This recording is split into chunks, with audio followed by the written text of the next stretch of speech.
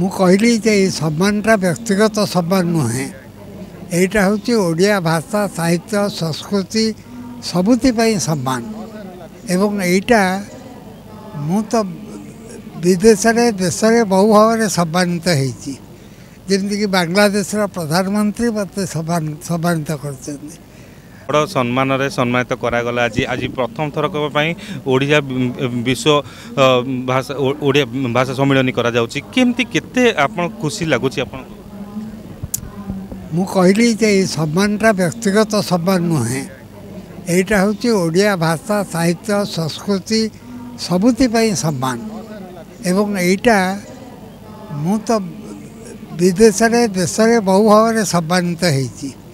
जमीक बांग्लादेश प्रधानमंत्री मत सम्मानित कर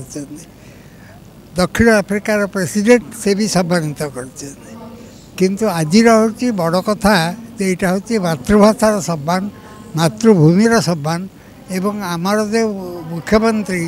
नवीन पट्टनायक से निजे सम्मानित कर दृष्टि यहाँ सबू सम्मान बड़ माने जिते सम्मान अच्छी से सबुठू यहाँ उच्चतर हाँ यहाँ सब